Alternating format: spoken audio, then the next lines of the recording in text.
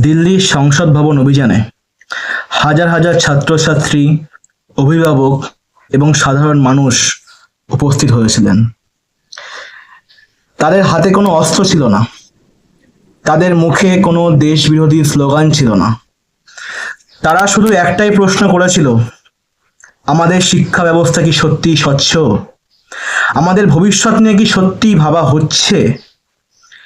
কিন্তু দুঃখের বিষয়, সেই প্রশ্নের উত্তর দেওয়ার বদলে তাদের কণ্ঠস্বরকে দমিয়ে দেওয়ার চেষ্টা করা হলো। আর এটাই আমাদের ভাবিয়ে তুলছে, কারণ গণতন্ত্রের প্রশ্ন করা তো কোনো অপরাধ নয়, নিজের অধিকার চাওয়া তো কোনো অপরাধ নয়, শিক্ষার জন্য আওয়াজ তোলা তো কোনো অপরাধ নয়। আজ যারা রাস্তায় দাঁড়িয়ে রয়েছে, তারা শুধু নিজেদের জন্য লড়ছে না, তারা লড়ছে আগামী দিনের প্রতিটি ছাত্রছাত্রীর জন্য।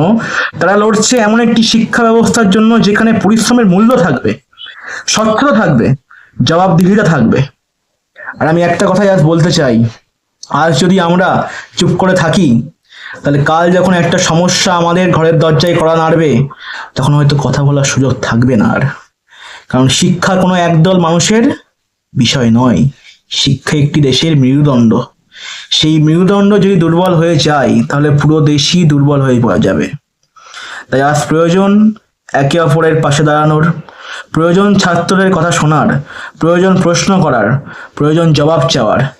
কারণ গণতন্ত্রে নীরবতা কখনোই পরিবর্তন আনে না, পরিবর্তন আসে মানুষের কণ্ঠস্বর থেকে। তাই আসুন আমরা শিক্ষার পক্ষে দাঁড়াই, স্বচ্ছতার পক্ষে দাঁড়াই, অন্যায়ের বিরুদ্ধে দাঁড়াই। কারণ আজকের একটি লড়াই, এই লড়াই শুধু কয়েকজন ছাত্রের নয়, এটা আমাদের সবার ভবিষ্যতের লড়াই।